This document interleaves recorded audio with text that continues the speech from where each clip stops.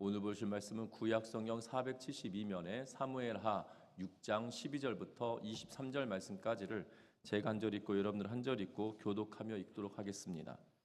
어떤 사람이 다윗 왕에게 아뢰어 이르되 여호와께서 하나님의 궤로 말미암아 오벳에돔의 집과 그의 모든 소유에 복을 주셨다 한지라. 다윗이 가서 하나님의 궤를 기쁨으로 메고 오벳에돔의 집에서 다윗 성으로 올라갈새.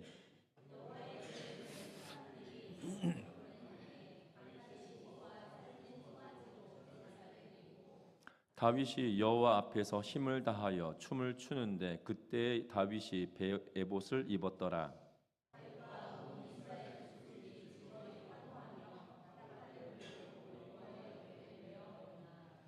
여호와의 궤가 다윗 성으로 들어올 때에 사울의 딸 미갈이 창으로 내다보다가 다윗 왕이 여호와 앞에서 뛰놀며 춤추는 것을 보고 심중에 그를 업신여기니라.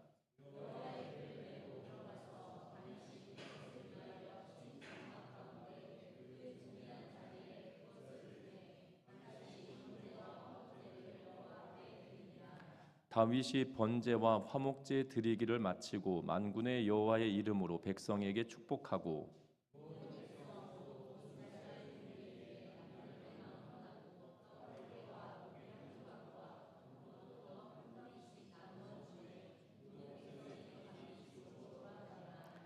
다윗이 자기의 가족에게 축복하러 돌아오매 사울의 딸 미갈이 나와서 다윗을 맞으며 이르되 이스라엘 왕이 오늘 어떻게 영화로우신지 방탕한 자가 염치 없이 자기의 몸을 드러내는 것처럼 오늘 그의 신복의 계집종의 눈앞에서 몸을 드러내셨도다 하니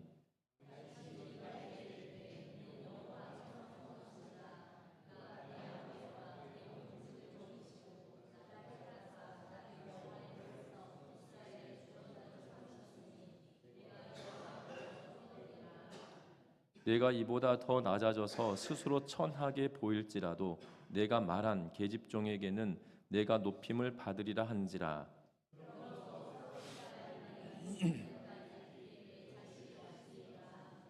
아멘. 우리 서로 인사 나누고 말씀 나눕니다. 사랑하고 축복합니다. 오늘은 종려 주일로 지킵니다. 특별히 예수님께서 십자가의 죽음을 위해서 예루살렘으로 입성하시는 날에 이 수많은 사람들이 종려나무 가지를 흔들고 그들의 옷을 이 예수님 발 앞에 깔아놓고 예수님께서는 어린 나귀를 타고 예루살렘으로 들어오실 때에 호산나 호산나라고 하며 찬송하는 그러한 일들로 인하여 그것을 기념하며 이 절기를 지키게 되어집니다.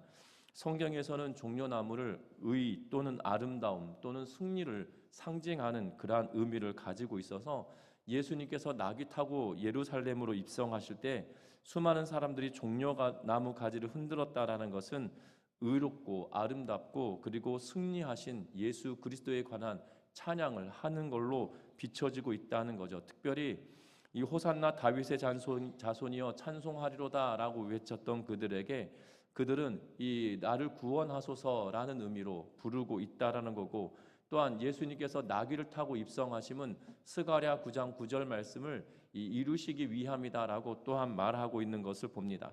특별히 우리가 이 종려주의를 기념하며 지키게 되어졌던 유래들을 살펴보면 가장 오래된 기록은 언제냐면 385년경에 에게리아의 순례집에 나오는 그러한 글귀가 가장 오래된 종려주의를 기념하여 지켰다라는 것이죠. 특별히 동로마 교회에 속했던 예루살렘 교회에서는 축하의 의미로 종려 행렬이 있었다라고 기록하고 있는 것을 보게 되고, 소로마 교회들 또한 이 축하 분위기 대신에 애도하는 형식으로 이 절기를 지켜냈다고 합니다.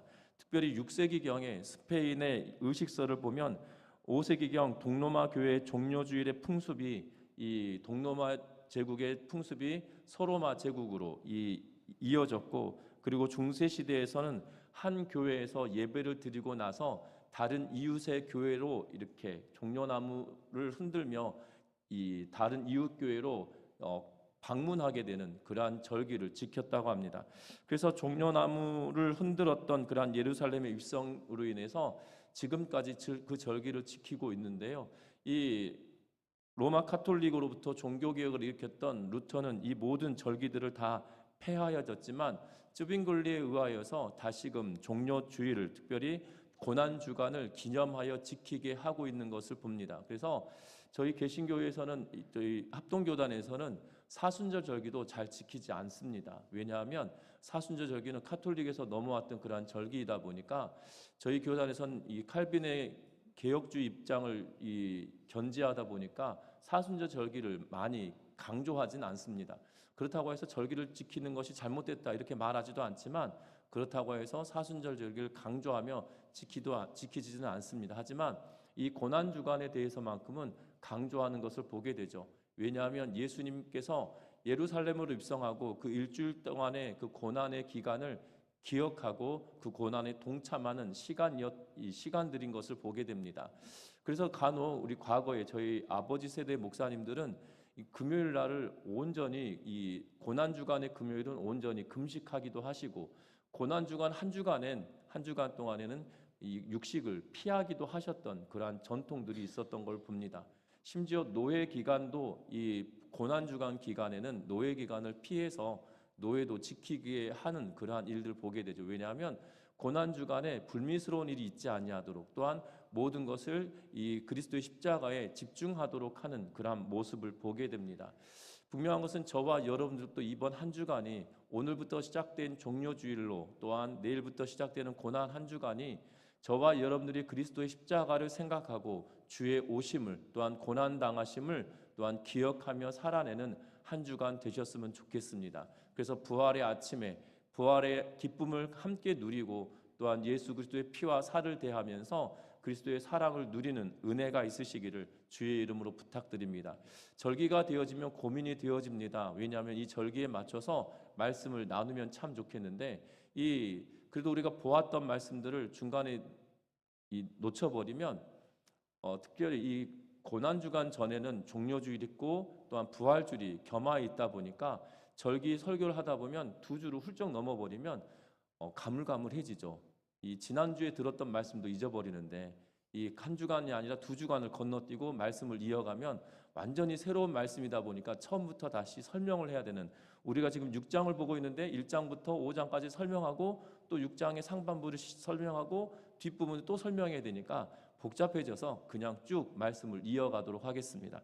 그런데 감사하게도 오늘 말씀은 예루살렘 성으로 이 언약궤가 들어오고 있는 내용의 말씀을 보게 되죠. 말씀 되신 예수 그리스도께서 예루살렘으로 입성하는 것처럼 언약궤를 입성하고, 이 언약궤가 예루살렘으로 입성하고 있는 그런 모습을 보게 되죠. 그래서 축제 아닌 축제가 벌어지고 있는 모습을 보게 됩니다. 저와 여러분들도 마찬가지죠. 예수님께서는 가셨던 곳마다 축제의 시간이 있었던 걸 보게 됩니다. 특별히 예루살렘 입성 전에 베다니에서 놀라운 일이 벌어지죠. 어떤 일이 벌어지냐면 이 죽었던 나사로가 살아나는 사건이 벌어집니다. 이 베다니라고 하는 이름의 뜻은 슬픔의 집이다라는 의미이거든요. 그런데 그 베다니에 기쁨의 능력이 일어났음을 이야기하고, 그리고 예루살렘으로 입성하는, 요한복음의 기록을 통해서 보면 그렇게 입성하시는 모습을 봅니다. 슬픔의 집이 기쁨의 집으로 바꾸시고, 그리고 예루살렘으로 입성하는 그러한 모습으로 이야기하는데, 다윗 시대에도 마찬가지로 지금 하나님의 궤가 예루살렘에 도착하고 예루살렘이 지금 축제의 도시가 되어져 버렸음을 우리에게 말합니다. 그럼에도 불구하고 그 환영과 기쁨의 자리에 동참하지 못하는 인물이 등장하는데요, 저와 여러분들은 정말 하나님의 기쁨의 자리에 날마다 동참하며 기쁨으로 함께하는 믿음의 성도님들 되시기를 주의 이름으로 부탁드립니다. 그러면 이 기쁨에 동참하는 그러한 길은 무엇이냐면, 첫 번째 말씀 보면 이렇게 말합니다. 12절의 말씀을 다시 한번 읽어봅니다. 12절의 말씀입니다. 어떤 사람이 다윗 왕에게 아뢰어 이르되 여호와께서 하나님의 궤로 말미암아 오벳 에돔의 집과 그의 모든 소유에 복을 주셨다 한지라. 다윗이 가서 하나님의 궤를 기쁨으로 메고 오벳 에돔의 집에서 다윗 성으로 올라갈세. 아멘. 이 12절에 보면 오벳 에돔의 집에 하나님께서 복 주셨다라는 소식을 어떠한 사람이 이 다윗에게 알려주고 있는 것을 봅니다. 이 오베데돔의 집은 3개월 동안 그곳에서 언약궤가 머물러 있었던 것을 이야기합니다. 그런데 오베데돔은 어떤 사람이냐? 가드 사람이다라고 해서 블레셋 출신의 사람이었던 것을 우리에게 알려주고 있는 것을 보게 되죠. 다시 말하면 하나님의 궤, 여호와의 궤가 이방 사람의 집에 머물러 있는데 하나님께서 이방 사람인 그에게 복 주셨다라고 말하고 있죠. 그리고 3개월 만에 사람들이 그가 하나님의 궤 때문에, 여호와의 궤 때문에 복 받았다라고 느끼도록 만들도록 해 주셨다라는 사실입니다. 여러분들 주변에 3개월 만에 야 거부가 됐어, 야 3개월 만에 대단한 사람, 대단한 부자가 됐어, 정말 복을 누렸어 라고는 이야기를 접하게 되는 것이 여러분들 생각처럼 쉽지가 않은 것을 보게 됩니다. 갑작스럽게 친구들이 나에게 뭔가 베풀어 준다 그러면 다들 이 말씀을 하시잖아요. 너 로또 당첨됐냐? 이렇게 물어보지 않으십니까? 친구가 나에게 밥 한 번 사더라도 너가 무슨 좋은 일 있냐라는 의미로 이야기하는데, 지금 말하지 않아도 모든 사람이 오벳 에돔의 집에 복이 임하였다라고 경험하고 그 가운데 그것을 목도하였던 사람이 다윗에게 찾아와 말하고 있다라는 사실입니다. 분명한 것은 하나님의 언약궤가 이동하는 것 자체가 문제가 아니라 방식이 잘못되었음을 알려주고 계셨던 것이고, 오벳에돔의 집에 복을 주셨다라는 의미는 지금 예루살렘으로 언약궤가 들어오면 그 나라에 복 주실 것에 대한 예비로, 다시 말하면 복선처럼 말하고 있는 모습을 보게 된다는 겁니다. 그런데 이제 이 언약궤를 12절 하반절에 보면 오벳 에돔의 집에서 다윗 성으로 올라갈세라고 이야기하며, 특별히 오늘 본문의 말씀은 이 이야기를 굉장히 짧게 간결하게 서술하고 있는 것을 봅니다. 그러나 역대상 15장 말씀을 보면 이 말씀에 대하여 굉장히 자세하게 설명하고 있는 것을 보게 되죠. 특별히 역대상 15장 2절부터 13절 말씀까지를 15절 말씀까지를 굉장히 세세하게 말씀하며 언약궤가 어떻게 들어왔는지를 잘 설명하고 있는 것을 보게 되는데, 레위 사람들을 준비하고 그 레위 사람들이 언약궤, 특별히 제사장들이 그 언약궤를 메고 들어오게 하는데 그들로 하여금 정결하게 하고 또한 언약궤를 메도록 하고 있는 그러한 모습을 봅니다. 그래서 2절부터 시작해서 15절까지 언약궤를 메는 사람들을 준비시키는 과정을 설명해 놓고 있는데, 오늘 본문은 짤막하게 이야기하죠. 12절 하반절 이야기하고 13절에 이야기하는 것이 전부인 것처럼 보여집니다. 분명한 것은 역대상 15장 15절에 뭐라고 기록하고 있냐면, 모세가 여호와의 말씀을 따라 명령한 대로 레위 자손이 채에 하나님의 궤를 꿰어 어깨에 매니라라고 말합니다. 이제는 다윗이 언약궤를 가지고 예루살렘으로 들어올 때 어떻게 하느냐? 모세가 여호와의 말씀을 따라 명령한 대로, 모세가 여호와의 말씀을 듣고 이스라엘 백성들에게 명령한 대로 채를 언약궤에 꿰어서 제사장들이 어깨에 메고 들어오게 되었음을 말합니다. 강조되어지는 부분은 이거죠. 여호와의 말씀을 따라라는 말씀입니다. 분명한 것은 다윗이 이제 하나님의 언약궤, 여호와의 언약궤를 들고 예루살렘으로 들어올 때 그의 방식이나 전통의 방식이 아니라 하나님께서 그들에게 명령하셨던 대로 그 언약궤를 메고 들어오고 있는 그러한 모습을 보게 된다는 겁니다. 저와 여러분들 정말 말씀의 축제의 자리에 들어가는 방식은 다른 방식이 아니라 하나님의 말씀 따라 나아갈 때 우리에게 기쁨의 순간이 임하여진다라는 사실이고, 기쁨이 우리 안에서 그쳐지지 않게 되어진다라는 사실입니다. 여러분들 하나님의 말씀, 예수 그리스도께서 우리에게 행하셨던 일들을 기록하고 있는 이 말씀은 전혀 헛된 것이 아니다는 거고, 또한 말씀은 우리에게 생명 되시는 거다라고 우리에게 말하고 있는 것을 봅니다. 왜 생명 되십니까? 요한은 1장 1절 말씀에, 요한복음 1장 1절 말씀에 뭐라고 이야기합니까? 태초에 말씀이 계신다라고 이야기하고, 이 말씀이 하나님과 함께 계셨고 이 말씀이 곧 하나님이다라고 말하면서 하나님이신 그분이 예수 그리스도시고 예수 그리스도는 곧 말씀이다라고 말하고 있는 것을 봅니다. 그러하기에 말씀에는 능력이 있습니다. 그리고 말씀에는 생명력이 있습니다. 그래서 죽었던 영혼이 소생함을 얻게 되어지는 능력이 말씀을 통해서 일어나게 되어진다라는 사실이죠. 분명한 것은 그 말씀이 우리의 삶에 중심되어지지 않으면 우리는 우리의 전통이나 우리가 신앙생활 해왔던 방식으로 살아가다 보면 언제든 우리의 마음이 흡족하지 않고 언제나 갈증을 느끼게 되어지는 것을 봅니다. 분명한 것은 하나님의 말씀이 내 삶에 충만한 은혜를 줄 수 있도록 말씀 앞으로 내가 나아갈 때야 비로소 그 말씀을 통하여 은혜를 경험하게 된다는 사실이죠. 예수님께서는 수가성 여인에게도 동일하게 말씀하십니다. 당신이 내가 누구인지 알았더라면 이란 표현을 쓰시며 예수 그리스도가 말씀 되심을 이야기하고 그 말씀이 그 마음속에 있을 때 영원한 생수의 강이 흘러날 것에 대하여 말씀해 주고 있는 것을 보게 되죠. 저와 여러분들이 신앙생활하는 여정 속에 예수 그리스도께서 우리에게 행하셨던 또한 하나님의 말씀을 기억하며 그 말씀을 붙들고 끝까지 믿음으로 살아내는 우리 모두의 삶이 되시기를 주의 이름으로 부탁드립니다. 주의 말씀 따라 다윗이 언약궤를 여호와의 궤를 예루살렘 성으로 가져오고 있다라는 사실입니다. 그런데 이 말씀을 통해서 말씀 따라 그가 행하였던 것을 기억하며 저와 여러분들 살아내셨으면 좋겠는데, 특별히 오늘 본문의 말씀을 통해서 보면 다윗은 이 언약궤, 다시 말하면 말씀 따라 언약궤를 가지고 들어올 때 그는 어떠한 행위를 하고 있냐면 춤을 추고 있는 그러한 모습을 보게 되어집니다. 특별히 오늘 다윗이 들어올 때 이렇게 성경은 이야기하고 있는데요.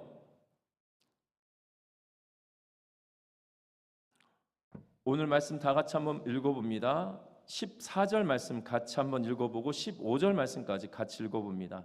다윗이 여호와 앞에서 힘을 다하여 춤을 추는데 그때에 다윗이 배 에봇을 입었더라. 다윗과 온 이스라엘 족속이 즐거이 환호하며 나팔을 불고 여호와의 궤를 메고 오니라. 아멘. 오늘 이 14절과 15절 말씀 보면 특별히 이스라엘 족속이 즐거이 환호하며 라고 이야기하고 있는 것을 보게 되죠. 다윗과 온 이스라엘이 기뻐하며 소리를 쳤다라고 이야기합니다. 환호는 소리를 쳤다라는 의미인데, 그런데 이 본문에 쓰고 있는 이 환호라고 번역되어져 있는 이 단어는 이 전쟁에 참전하고 있는 이스라엘 백성들에게 쓰고 있는 단어를 쓰고 있는 것을 봅니다. 다시 말하면 우리가 본문을 읽어갈 때 두 의미로 다시 보셔야 될 것 같아요.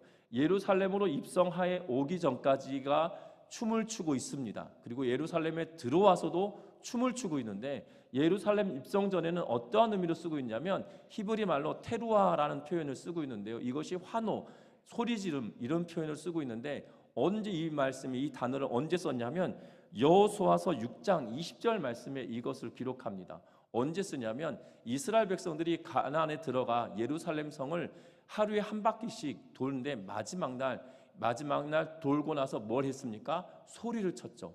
그때 했던 행위처럼 소리쳤다라는 의미로 이 같은 단어를 여호수아 6장에서 쓰고 있습니다. 더불어 그 단어를 사무엘하 6장 오늘 본문 읽었던 15절 말씀에 쓰고 있는데, 환호하다 다른 단어를 쓰는 이 환호의 같은 번역을 하고 있지만 다른 단어를 쓰고 있는데요.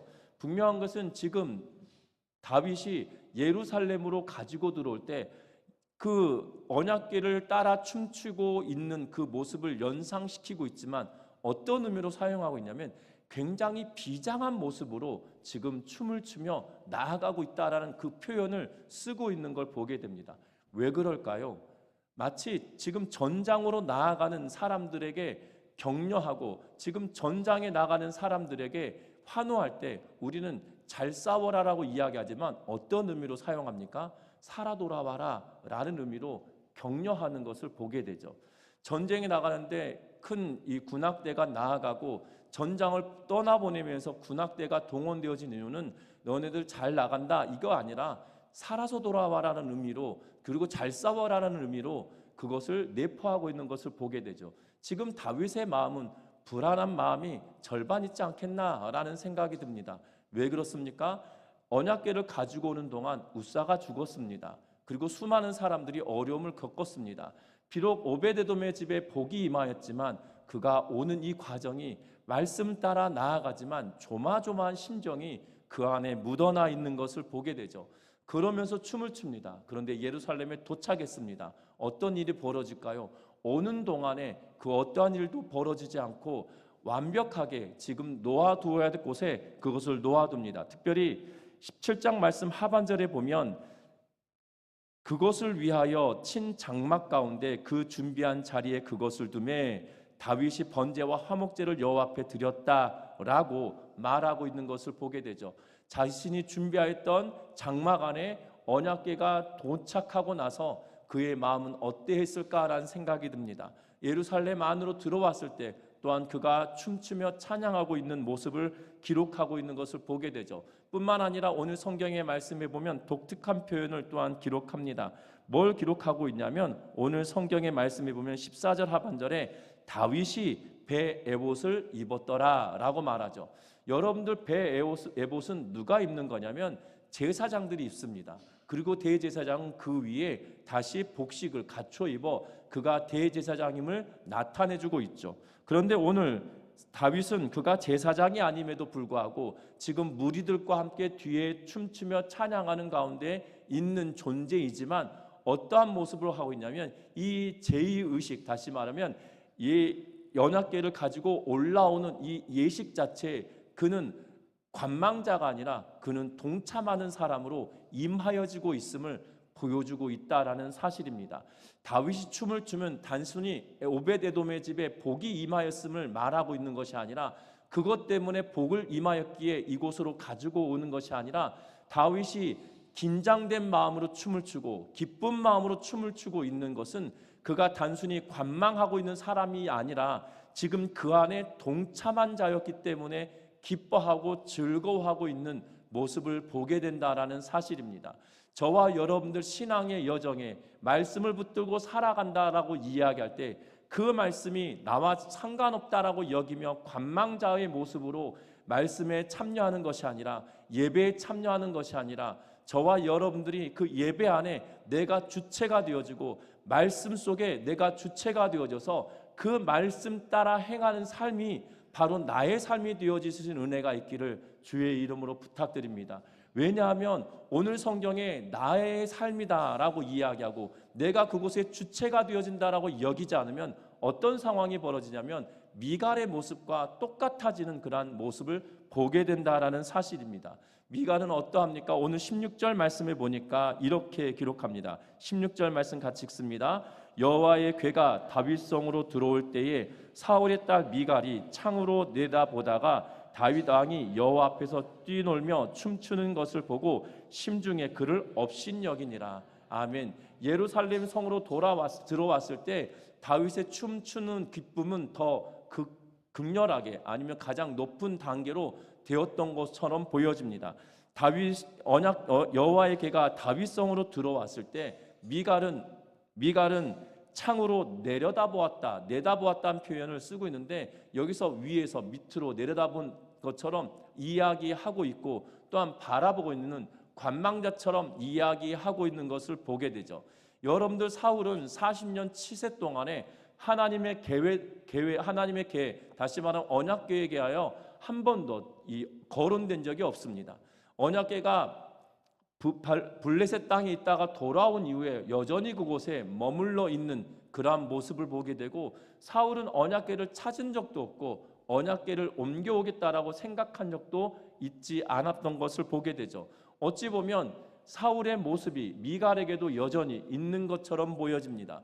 그래서 지금 다윗은 이 언약궤로 말미암아 기뻐하고 춤추고 있죠. 왜 그렇습니까? 내가 그 예식의 참여자로 심지어 배 에봇을 입고 제사장들만 입는 옷까지 그가 걸쳐 입으며 내가 이것에 전심을 다하고 있다는 모습으로 나아가고 있는 것을 보게 되죠. 그런데 미갈은 지금 온 백성이 나와 있는 그 순간에도 미갈은 그의 집에 그의 궁에 거하고 있는 것을 보게 되고 그것이 어떻게 들어오는지 살펴보고 있습니다. 그리고 다윗을 평가합니다. 뛰놀고 춤추는 것을 보고 마음에 뭐라고 이야기합니까? 업신여겼다라고 말하는 것을 보게 되죠.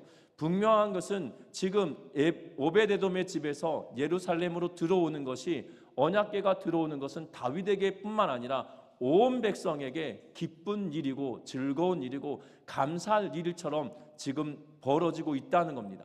밖에서는 환호와 기쁨이 넘치고 있습니다. 그리고 수많은 사람들에게 다윗이 어떻게 하고 있냐면 번제와 화목제를 드리고 백성들에게 19절 말씀에 보니까 온 이스라엘 무리에게 남녀를 막론하고 라고 말하고 있죠. 다시 말하면 여인들도 이 축제에 동참하고 있는 걸로 보여집니다. 그런데 미갈은 이 안에 있는 것이 아니라 관망자로 있죠. 그리고 그들에게 어떠한 일을 합니까? 떡 한 개, 고기 한 조각, 건포도 한 덩이씩 나누어 주어서 온 백성이 이 기쁨의 자리에 동참하게 만들고 있는 것을 봅니다. 그리고 다윗이 집으로 돌아와 그의 자손들과 가족들에게 축복의 메시지를 전하려고 할 때 뭐라고 이야기하냐면 당신이 부끄러운 일을 하였다. 얼마나 춤추었으면 자신의 옷이 벌거벗겨질 정도로 춤췄다라는 표현을 하며 종에게 어떻게 이렇게 수치스러운 모습을 보일 수 있는가? 채통이 없다라는 의미로 이야기하고 있는 것을 봅니다. 여러분들 기억할 것은 다윗은 이 예식에 언약궤가 들어오는 이 모든 과정에 참여자이고 자신의 일이었기 때문에 함께할 수 있었지만 미갈은 그렇지 않았다는 거죠. 관망자이고 말씀과 전혀 관계없는 것처럼 그의 삶을 살아냈기에 결과적으로 보면 그 축제에 참여하지 못하고 있는 모습을 보게 된다는 겁니다.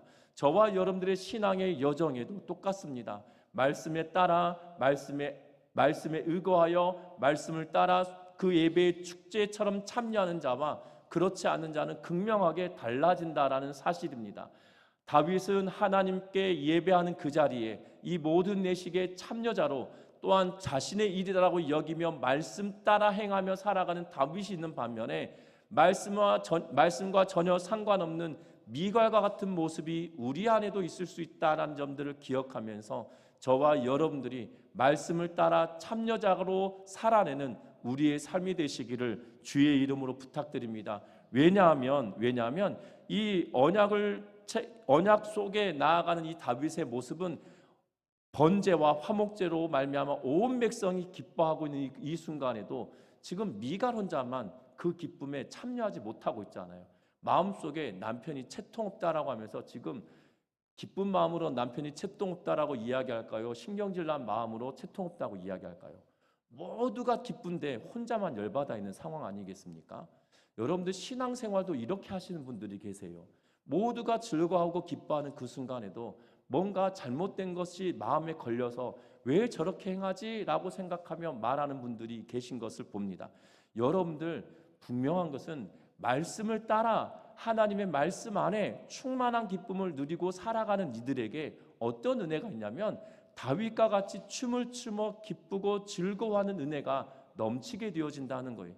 반면에 그 안에 포함되어 있지 않고 도리어 말씀을 판단하고 재단하면 어떤 일이 벌어지냐? 미갈처럼 기뻐하는 그 순간에도 홀로 외로워지게 되어진다라는 사실입니다. 여러분들 비웃는 미갈의 모습이 아니라 축제에 참여하는, 축제를 이끌어가는 다윗의 모습이 여러분들의 신앙의 여정에 충만하여지시기를 주의 이름으로 부탁드립니다. 채통을 지키라는 미갈의 말은 언제나 주님 앞에서 기뻐하며 춤췄던 다윗과 전혀 관계없는 것을 보게 되죠. 여러분들, 저와 여러분들이 다윗과 같이 언제나 예배할 때마다 기뻐하며 춤추며 축제에 참여하는 그러한 모습으로 살아내는 우리 모두의 삶이 되시기를 주의 이름으로 부탁드립니다. 분명한 것은 그 결과가 어떠냐는 거예요. 오늘 성경의 말씀에 보면 이렇게 기록합니다. 오늘 23절 말씀 같이 한번 읽어보는데요. 같이 읽어봅니다. 그러므로 사울의 딸 미갈이 죽는 날까지 그에게 자식이 없으니라. 아멘. 다윗이 미갈을 데려올 때 왜 데려왔을까요? 10년 동안 이미 다른 남자의 부인이 되었던 인물이었습니다. 그런데 미갈을 데려오지 않으면 이스라엘과의 협상에 참여하지 않겠다. 너가 이 땅에 올 수 없다라고 말했던 이야기들을 우리는 기억합니다. 분명한 것은 왜 데려왔냐면 이 정치적인 상황을 보면 사울의 왕가의 여인이 그에게 있음으로 말미암아 다윗이 사위되었기 때문에 왕가의 혈통에 명분을 가지고 있는 그러한 모습처럼 비춰집니다.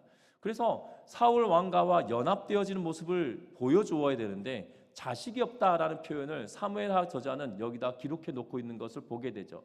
결국 어떠한 의미냐면 갈라섰다라는 의미처럼 보여집니다. 함께 집에 거하지만 잠자리를 하지 않았다라는 의미로 받아들여질 수 있죠. 왜냐하면 그에게 자식이 없다는 의미는 잠자리를 하지 않았다는 말을 돌려서 말했다라고 표현해도 과언이 아니기 때문입니다.